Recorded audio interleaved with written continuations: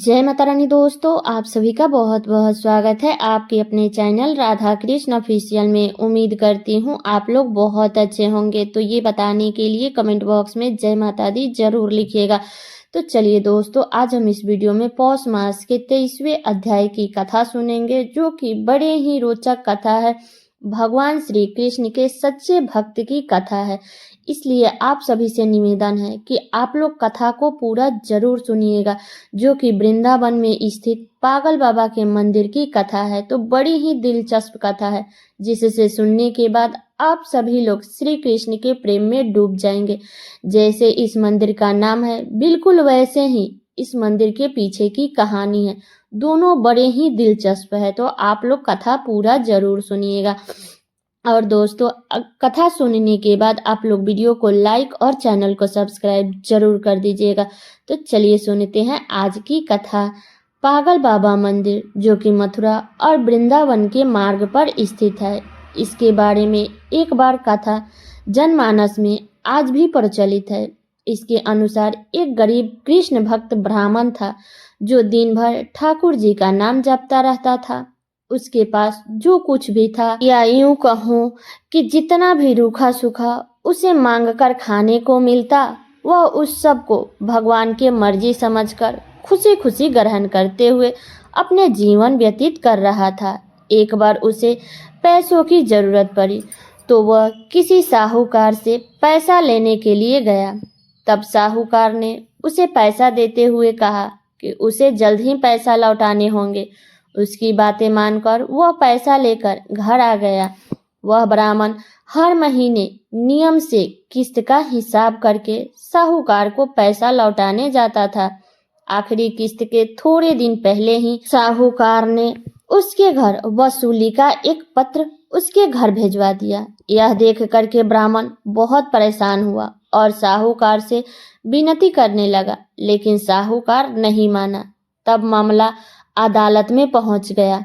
ब्राह्मण ने जज से लीलानंद ठाकुर जी से अनुरोध करते हुए कहा कि एक किस्त के अलावा हमने साहूकार को सारा कर्ज दे दिया है, यह साहूकार झूठ बोल रहा है। यह सुनकर साहूकार ने क्रोधित होकर बोला कि अगर ब्राह्मण ने गलत नहीं किया है और जिस किसी के सामने मेरे को धन लौटाया है, तो उसका सबूत अदालत में पेश किया जाना चाहिए। यह सुनकर ब्राह्मण सोच में डूब गया, क्योंकि साहूकार को ब्राह्मण ने जब धन लौटाया था तब उसका कोई भी गवाह नहीं था। इस बारे में बहुत सोचते हुए ब्राह्मण को अंत में अपने भगवान की याद आई और गवाह के रूप में उसने भगवान श्री कृष्ण का नाम लिया। यह सुनकर पहले तो जज साहब कुछ हैरान हुए, लेकिन बाद में ब्राह्मण से उसका पता मांगा गया। तब ब्राह्मण ने कहा कि केस के एक नोटिस बांके बिहारी के मंदिर में भेज दिया जाए। तब ब्राह्मण के कहने पर एक नोटिस बांके बिहारी के मंदिर में भेजा गया। पेशी के अगले तारीख पर एक बूढ़ा आदमी कोर्ट में पेश हुआ और ब्राह्मण की तरफ से गवाही देते हुए बोला कि जब ब्राह्मण साहूकार को पैसा लौटाता था, तब मैं उसके साथ ही होता था।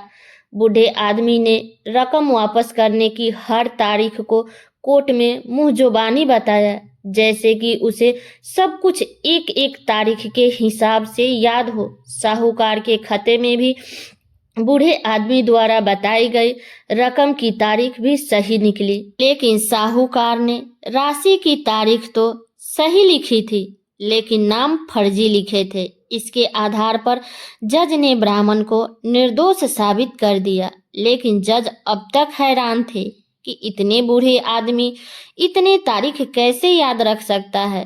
तब जज साहब ने बूढ़े आदमी के बारे में ब्राह्मण से पूछा कि यह बूढ़ा आदमी कौन है। तब ब्राह्मण ने उत्तर दिया कि यह तो सब जगह पे रहता है, लोग उन्हें श्याम, कान्हा, कृष्ण आदि नामों से जानते हैं। इसके बाद फिर से जज साहब ने ब्राह्मण से पूछा कि वह बूढ़ा आदमी कौन था। फिर ब्राह्मण ने कहा कि सच में मुझे नहीं पता कि वह कौन था। तब जज साहब को इस बात का बहुत हैरानी हुई। उसके मन में सवाल पर सवाल आ रहे थे कि आखिर वो आदमी कौन था। इसी पहेली को सुलझाने के लिए जज साहब अगले दिन बाके बिहारी जी के मंदिर पहुंच गए। वह जानना चाहते थे कि आखिर बीते दिन जो आदमी अदालत में आया था वो कौन था। मंदिर के पुजारी से जज साहब ने पूछा और सारी घटनाक्रम की जानकारी करते हुए बातें की तो पुजारी ने उन्हें बताया कि जो भी चिट्ठी पत्री यहाँ आती है उसे भगवान के चरणों में रख दिया जाता है। जज साहब ने उस बूढ़े आदमी के बारे में भी पूछा, लेकिन पुजारी ने कहा कि ऐसा कोई भी आदमी यहाँ नहीं रहता है। यह सब बात सुनने के बाद जज साहब को लगा कि वह साक्षात भगवान श्री कृष्ण रहे होंगे। इस घटना का जज पर इतना असर पड़ा कि वो अपने आप को धन्य मानते हुए उन्होंने अपने पद से इस्तीफा दे दिया और घर परिवार भी छोड़ दिया और स्वयं एक संत बन गए। बहुत सालों बाद वह जज पागल बाबा के नाम से वृंदावन में वापस लौटे और उन्होंने पागल बाबा मंदिर का निर्माण कराया।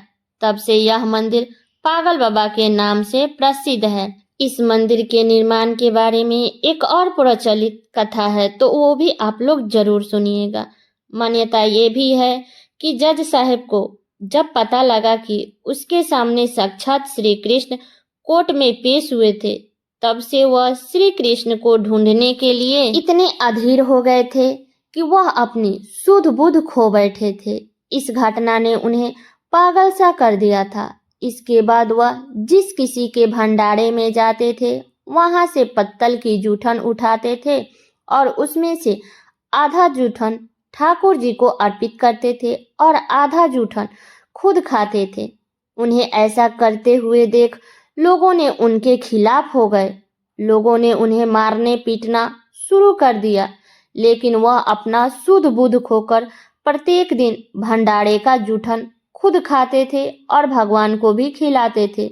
हार कर लोगों ने उन्हें एक पागल के रूप में मान लिया। धीरे धीरे उनका नाम पागल बाबा पड़ गया। ऐसा कहा जाता है कि उनसे परेशान होकर लोगों ने एक बार उनके खिलाफ एक योजना बनाई कि जिसके अनुसार लोगों ने भंडारा में अपनी पतल में कुछ ना छोड़े ताकि वह ठाकुर जी को जूठन ना खिला सके। तब से जब लोग भंडारे में जाते थे तो अपना पूरे पत्तल का खाना खा जाते थे, जूठन थोड़ा भी नहीं छोड़ते थे। फिर भी वो पागल बाबा सभी पतलों को जूठन इकट्ठा करके कैसे भी एक निवाला कर लेते थे। एक दिन की बात है, सभी लोगों ने अपने पत्तल का सारा खाना खा गया। पागल बाबा कैसे भी करके एक निवाला जूठन इकट्ठा कर लिए और अपने मुंह में डाल लिए। इस बार वह ठाकुर जी को भोग लगाना भूल गया। तब इस बात का उन्हें एहसास होते हुए वह बिना ठाकुर जी को भोग लगाए ही निवाला मुंह में रख लिए हैं, तो उन्होंने अपने निवाला गले से नीचे नहीं जाने दिया। उन्हें लगा कि पहले खा लेंगे तो ठाकुर जी का अपमान हो जाएगा और अगर थूक दिए तो अन्न का अपमान हो जाएगा। अब वह निवाला मुंह में लेकर ही ठाकुर जी का ध्यान करने लगा। तभी अचानक से बाल गोपाल एक सुंदर से लड़के के रूप में पागल बाबा यानी जज साहब के पास आए और बोला कि क्यों आज मेरा भोजन खुद ही खा गया। यह सुनकर जज साहब के आंखों में आंसू भरे और बोले कि ठाकुर जी बड़ी भूल हो गई, माफ कर दीजिए। तब ठाकुर जी ने भी मुस्कुराते हुए बोले कि आज तक तुमने मुझे लोगों का जूठन खिलाया है, किंतु आज अपना ही जूठन खिला दे। जज साहब के आंखों से आंसू रुकने का नाम ही नहीं ले रहे थे। इस घटना के बाद में उनके अनुयायियों की संख्या बढ़ने लगी। कालांतर में बाबा ने एक विशाल मंदिर का स्थापना की प्रण लिया और विशाल भंडार का आयोजन भी किया। अपार जन समूह उमड़ा, लेकिन बाबा का भंडार खाली होने का नाम ही नहीं ले रहा था। बाबा ने मंदिर में विशाल रसोई का भी निर्माण कराया तथा मंदिर के नीचे विशाल भंडार घर भी बनवाया। उसी समय आकर विभाग ने छापामारी की। इतना अनाज और इतने भंडारे का सामान कहाँ से आ रहा है? और बाबा का चमत्कार हुआ। तब जब पूरी टीम भंडार घर में घुसी तो उसे वहां कुछ भी नजर नहीं आया। वह आश्चर्यचकित हो गए कि जब कोई सामान है ही नहीं तो इतना विशाल भंडारा कैसे चल रहा है। हैरान परेशान होकर के अधिकारी वहां से चले गए। पागल बाबा को समर्पित यह विशाल मंदिर आज भी वृंदावन में मौजूद है। कहा जाता है कि यहाँ से कोई भी भक्त खाली हाथ नहीं जाता है।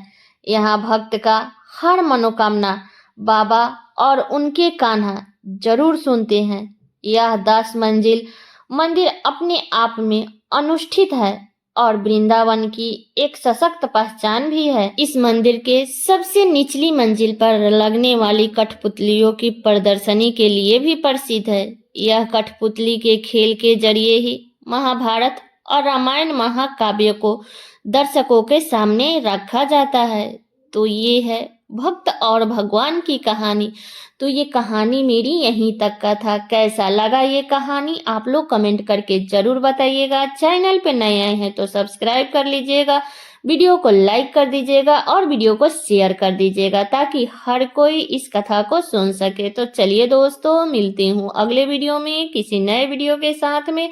तब तक के लिए नमस्कार।